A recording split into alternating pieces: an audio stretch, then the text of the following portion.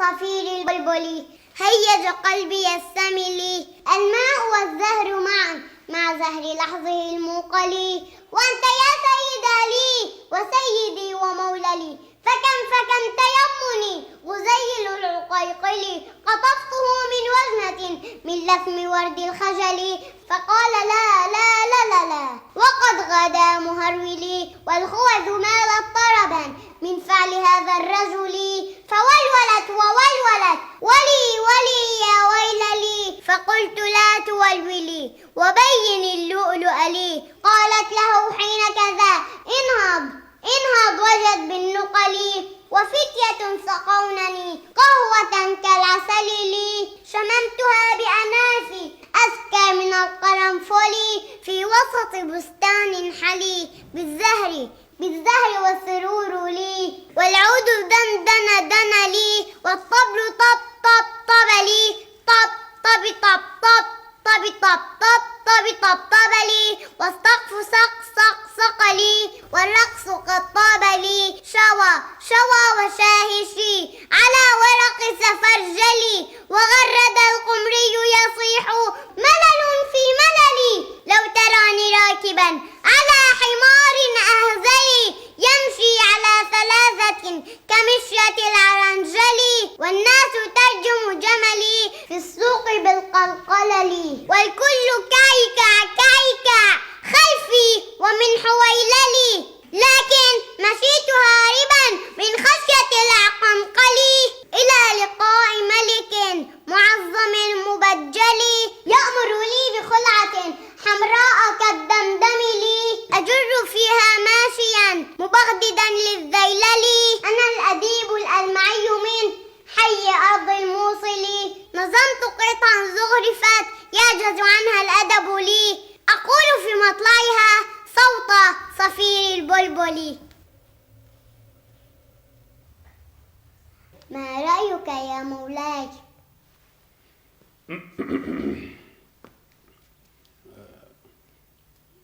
رأيي في ماذا؟ هل سمعت بهذه القصيدة من قبيل لي؟ من قبيل لي؟ لا والله ما سمعت بها من قبل، ولكن دعني أولا أسيللي. يا قصيب. نعم يا مولاي. هل سمعت بقصيدة مطلعها صوت صفير البلبل؟ نعم يا مولاي، صوت صفير البلبل هيج قلبي السمل ولي. اصمت، قبحك الله.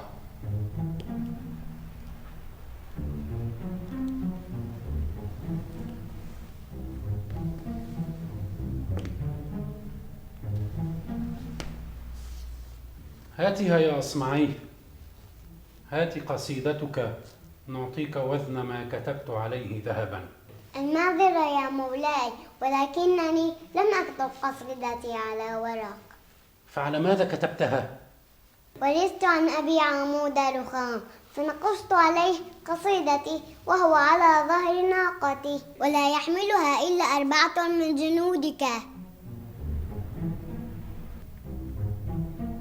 عمود رخام؟ نعم يا مولاي، لا أذكر أنكم اشترطتم كتابة القصيدة على ورق. نعم. يا قصي. نعم يا مولاي.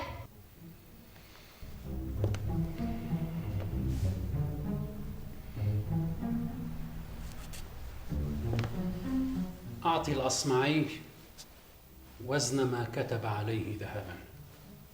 إن فعلنا ذلك سوف تنفذ خزائن بيت المال يا مولاي. فما العمل؟ أترضى بأن يفرغ بيت المال من أموال المسلمين يا أصمعي؟ لا أرضى بذلك. فماذا إذن؟